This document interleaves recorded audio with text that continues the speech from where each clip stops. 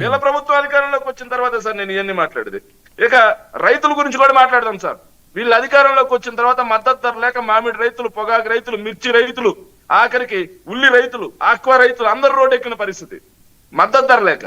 ఈ రోజు వరదలు వచ్చి రైతన్న 15 లక్షల ఎకరాలలో రైతన్న ఏదైతే కృష్ణా జిల్లా కూడా ఉంది, 15 లక్షల ఎకరాల్లో పంట నష్టం జరిగితే ఒక ఆయనేమో లండన్ పోతాడు, ఇంకొక ఆయనేమో మ్యాచ్ చూడడానికి పోతాడు, ఇంకొక ఆయనేమో ఉస్తాద్ భగత్ సింగ్, ఉస్తాద్ గబ్బర్ సింగ్ ఏదో సినిమా దాని షూటింగ్ లో ఏమైనా ఉన్నాడేమో.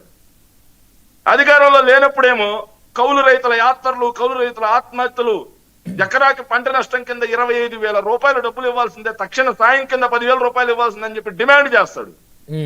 ఈ సంవత్సరం రోజుల్లో రైతు సమస్య గురించి ఒక్క సమస్య గురించి మాట్లాడరు. రైతన్న తుఫానులో ఇరుక్కుపోతే వాళ్ళకి 10,000 ఎకరాకి సాయం ఇప్పించి తక్షణ సమయం ఇప్పి వెళ్ళని చెప్పేసి చంద్రబాబు నాయుడు గారిని గట్టిగా ప్రశ్నించారు. ఏమైపోయారు ఆ ట్రిపుల్ పి పవన్ కళ్యాణ్ గారు? ఏమో కేవలం పవర్ కోసం, అదేవిధంగా ప్రోటోకాల్ కోసం, ప్యాకేజ్ కోసం ఏమైనా పనిచేస్తా ఉన్నారు వాళ్ళే చెప్పాలి. ఇక వీళ్ళ ప్రభుత్వంలోనే మహిళల మీద సార్, మహిళల వైపు చూడాలంటే గుడ్లు పీకేసే చట్టం తీసుకొస్తాం. మహిళల వైపు కన్నెత్తు చూడాలంటే మరి ఈ రాష్ట్రంలో జూన్ నుంచి జనవరి వరకే 16,890 నేరాలు జరిగాయి మహిళల మీద. హోంమంత్రి అనిత గారు ధృవీకరించారు అసెంబ్లీ సాక్షిగా. జూన్ నుంచి జనవరి వరకే 8 నెలల్లో.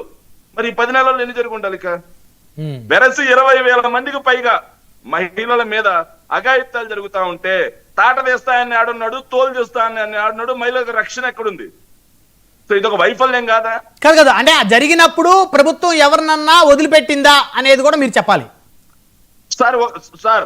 రామగిరిలో తెలుగుదేశం పార్టీకి చెందిన రామగిరి 7 గుర్రాలపల్లి తెలుగుదేశం పార్టీకి చెందినటువంటి వ్యక్తులు ఏదైతే ఒక మైనర్ బాలికని ఎన్ని రోజులండి వాళ్ళ మీద ఫోక్సో కేసు ఏమైనా పెట్టారా?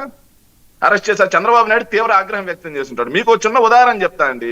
తెలుగుదేశం పార్టీ ఎమ్మెల్యే ఎవరైతే బుడ్డా రాజశేఖర్ రెడ్డి గారు, ఆయన పత్రికల్లో వచ్చింది తీవ్రంగా తప్పతాగాడు అని, నేషనల్ మీడియాలో కూడా రాశారు తప్పతాగాడని.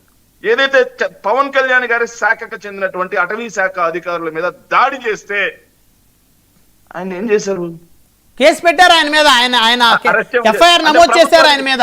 అట్లాగా సార్ ఒక విషయం చెప్తా అండి. ప్రభుత్వ అధికారి మీద దాడి చేస్తే తాగేసి కేసు పెట్టి వదిలేస్తారు అరెస్ట్ చేయకుండా. మరి రాయచోట్ల ఎందుకండి కేసు పెట్టి వదిలేదు అరెస్ట్ చేశారు? రాయచోట్ల ఎందుకని వదిలేశారు అరెస్ట్ చేయకుండా?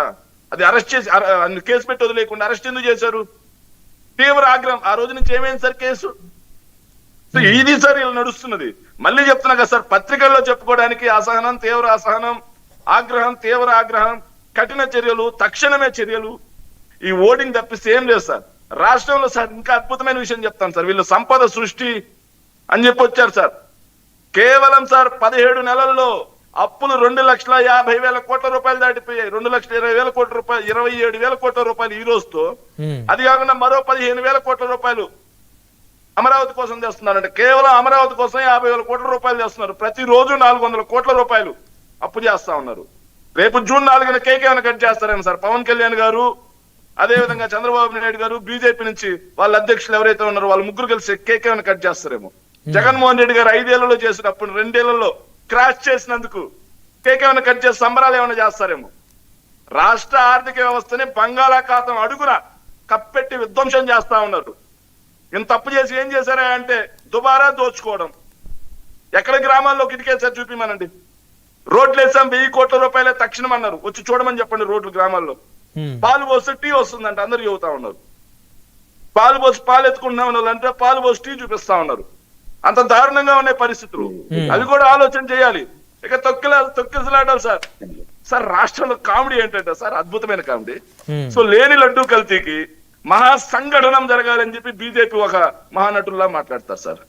అదే విధంగా సార్ హిందూ ధర్మం, నేను కూడా కరడు కట్టిన భక్తి హిందూనే, హిందూ ధర్మానికి ఇబ్బంది జరిగింది అని చెప్పేసి ట్రైన్ లో వెంకటేశ్వర నామాలు జపించుకుంటూ నా వెంకటేశ్వర స్వామికి ఇబ్బంది జరిగింది అని చెప్పేసి బలబలా ఏడుస్తారు సార్.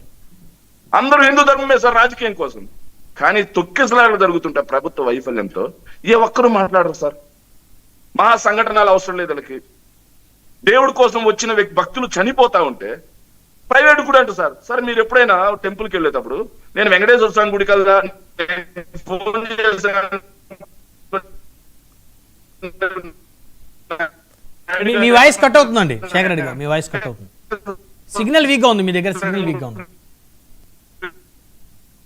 శివాలయానికి వెళ్ళా, గుడికి వెళ్ళాను.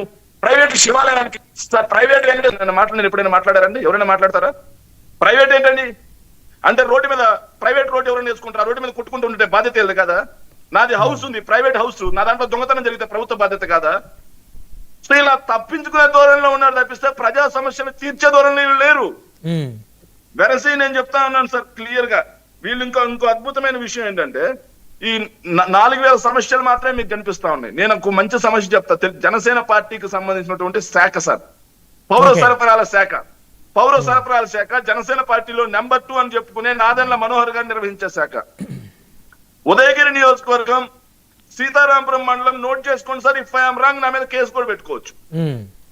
ఉదయగిరి నియోజకవర్గం సీతారాంపురం మండలం సింగారెడ్డిపల్లి గ్రామ పంచాయతీ మాదే. గత నెలలో రేషన్ ఇవ్వలేదు, ఈ నెలలో రేషన్ రాలేదు ఈ రోజు వరకు. కేవలం మా మండలంలోనే 3 పంచాయతీలకి ఈ రోజు వరకు రేషన్ రాలా. అడిగితే ఏ ఒక్కరు సమాధానం చెప్పేవాళ్ళు లేరు. రేషన్ సార్, ఆఖరికి ప్రజల నిత్యావసర సరికైనటువంటి రేషన్ ఇవ్వాల. నిన్న కృష్ణా జిల్లాలో కలెక్టర్ గారు ఏదైతే ఆర్టీఓని పంపించి మరీ ఎంకరేజ్ చేయించారు, కొన్ని గ్రామాల్లో రావట్లేదని పత్రికల్లో చదివాం, ఆంధ్రజ్యోతి పత్రికల్లో కూడా చదివాం. సో ఇఫ్ ఐఎమ్ రాంగ్ నా మీద కేసు పెట్టుకోవచ్చు. నేను శేఖర్ రెడ్డి తప్పుడు ప్రచారం చేస్తున్నాను. మా సొంత పోయిన నెల వచ్చిందా? అంతకుముందు నెల వచ్చిందా? రాలేదు, ఈ నెల రాలేదు. అంతకుముందు నెల కూడా సగం మందికే ఇచ్చారు. ఎంక్వైరీ చేసుకోండి, బుక్ ఉంటుంది అక్కడ. కాదు, అసలు ప్రభుత్వం వచ్చిన దగ్గర నుంచి మీ నియోజకవర్గం రేషన్ రావట్లేదా ఏంటి సార్? నేను ప్రభుత్వం వచ్చిన దగ్గర నుంచి అని చెప్పట్లేదే. నెల 1వ తారీఖు నుంచి 10వ తారీఖు లోపల ఇవ్వాల్సింది, నెల గడిచినా ఎందుకు ఇవ్వలేదు? ఎన్నెల నుంచి రావట్లేదు మీ నియోజకవర్గంలో సార్? ఎన్నెల నుంచి రావట్లేదు సార్? కేవలం ఒక్క మా మండలంలో 3 పంచాయతీలకి గత నెల పూర్తిగా ఇవ్వాల. ఓకే, ఈ రోజు వరకు 6 పంచాయతీలకు ఇవ్వాల. ఐఎమ్ డామ్ షూర్ రైట్ ఇక్కడ, ఎందుకంటే నేను ఎంక్వైరీ చేయకుండా మాట్లాడను. సో ఇలాంటి సమస్య ఉంది కేవలం దేంట్లో, ఒక పంచాయతీరాజ్ ఏదైతే వీళ్ళకి సంబంధించి పౌర సరఫరాల శాఖలోనే. ఇక రెవెన్యూ అయితే ఎన్నాగున్నాయి.